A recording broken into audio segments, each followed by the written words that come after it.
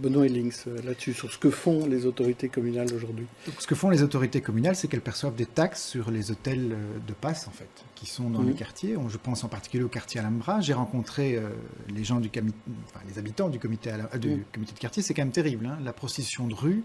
Vous avez parfois des passes qui se passent en rue même, mais aussi le charroi incessant, les clients, en fait. Il y a, je pense, deux choses à dire. C'est pas un débat facile. Hein. La prostitution est dans tous les partis. Il y a le débat entre abolitionnistes, etc., régulationnistes, etc.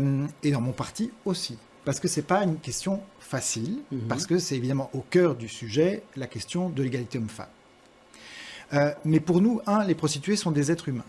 Et donc, il y a des associations de prostituées, je les ai rencontrées, qui fonctionnent, qui essayent de montrer qu'elles ont une connaissance du terrain. Et donc, on peut connaître aussi, et les autorités communales peuvent, grâce à ces associations, connaître toutes les difficultés et aussi toutes les différences qu'il y a dans ces diverses formes de prostitution. 1.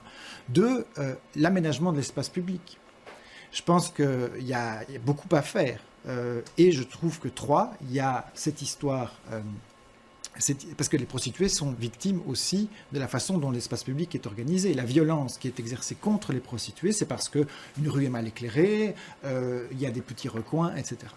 Et 3, l'idée de Mme Teitelbaum, celle que Mme Ercoli présente ici, est intéressante dans la mesure où la ville s'enrichit aussi sur les taxes payées par les hôtels de passe. Et donc que l'idée qu'une partie substantielle de ces taxes puisse servir au financement des associations ou au financement des services sociaux qui prennent en charge ces prostituées, c'est une chose. Et enfin, il y a quand même quelque chose de terrible, et je pense que c'est là que les forces policières doivent se concentrer, et il faut peut-être demander pour ça l'aide de services de renseignement, c'est comment s'organisent les mafias. J'entends que c'est la mafia bulgare qui tient le quartier Alhambra, il me semble que là on doit mettre aussi des moyens en termes d'écoute et d'enquête. Système d'enquête. Oui, voilà.